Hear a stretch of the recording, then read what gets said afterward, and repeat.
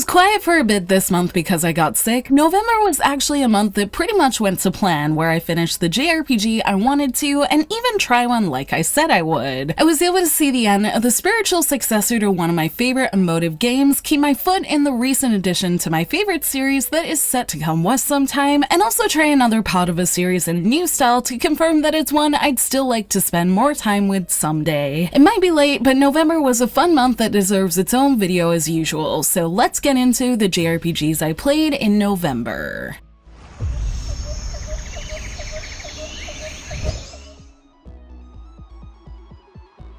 While I was cutting it fine to finish CRYMACHINA before November was done, I managed to do it even if I got sick pretty soon after that delayed my review. All in all though, my month with CRYMACHINA was really fun, with its left turns in the plot and satisfying action combat keeping me completely gripped as I made my way through, and if you saw my review, you'll know I had many positive things to say about it, as I loved its story and love how it gave me the exact flavor I like from director Fuyuki Hayashi's games that have me really looking forward to whatever he puts out next. As usual, I like my reviews to do most of the talking, so I'll link mine here, but I've also been pleasantly surprised to find myself jumping into CRYMACHINA on occasion since I finished, mostly to return to the stage I used to grind in to try beat the big boss at the end of it that always makes for good fun with how good it feels to dodge, counter, and dish out attacks successfully, so maybe I'll keep it in my sights for something to platinum in future. I hope my review encouraged more of you guys to get to the end of it, as I really think it's a worthwhile, dark little underdog hiding under the bigger releases from this year, and as said, I'll be looking forward to whatever this team or series has to offer next, as I love this flavor of emotional storytelling in JRPGs.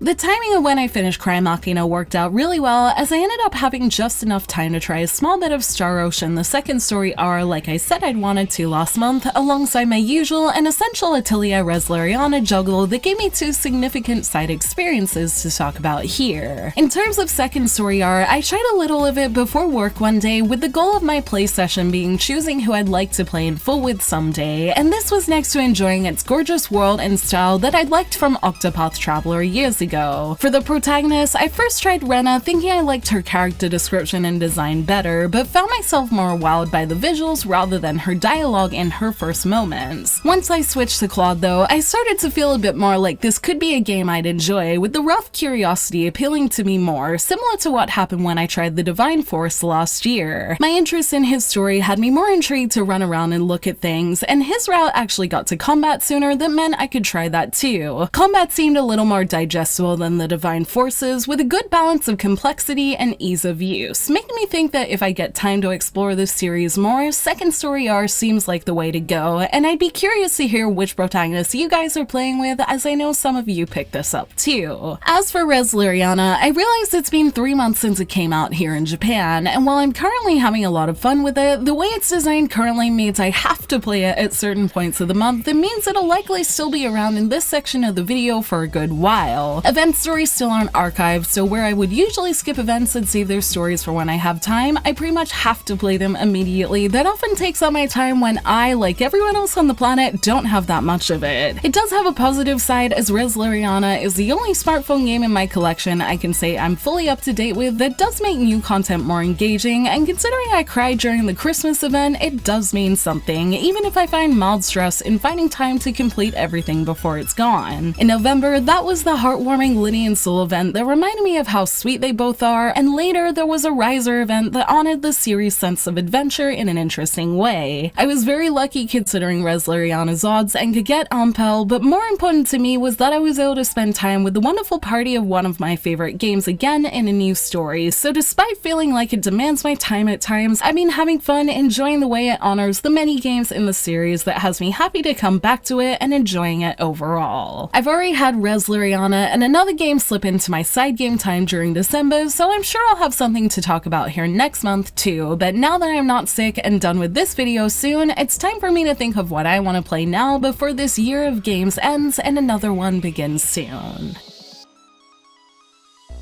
As I was down and out when the adorable Dragon Quest Monsters The Divine Prince came out, and also couldn't juggle another smartphone game if I tried, that meant skipping the Japanese release of Trails of Cold Steel The Northern War, new releases managed to evade me completely this month. But that's okay, as I try to remind myself and the games in my collection that it's not always about new releases, and it's some of the games I missed in 2023 that are giving me pause as I consider my final JRPG plans for this year. I had two games I was thinking about capping off the year with, which are Final Fantasy XVI and Trails to Azure. For Final Fantasy XVI, not only did it look fantastic as I watched my boyfriend play it, I've also been doing my best to play as much of the series as possible since Final Fantasy X got me big into games in the first place. But when it comes to Trails of Azure, it's more in tune with the things I like in games more recently, like law and slow but fulfilling stories, so I've been mentally debating which one I'd like to play with almost all month, but think I made a decision as of today. I'll likely go back to Azure, mostly because I've already started it, but also because I want to know what happens in the second half of the Crossbelt arc, and since I am halfway through that, while I know it'll take me into next year to finish it, the games I want to start my year with next year aren't until late January, so this could be the time to do it and feel like I've finished everything I started in 2023. As said, I am also trying to be better about coming back to games sitting in my collection, so this could also be a good way to honor that sentiment and to try and bring it with me as we get into a new year of games. I'd be curious to hear about how you guys are planning to cap off the JRPG year too, whether you went with some of the cute and fun looking new releases of this month or decided to put time into a game from the backlog. Either way, I'm wishing you all a great holiday season in what is likely my last full video for the year, and hope to see you around in the next as I get ready to share more love of great games in this genre as we get ready to play more soon.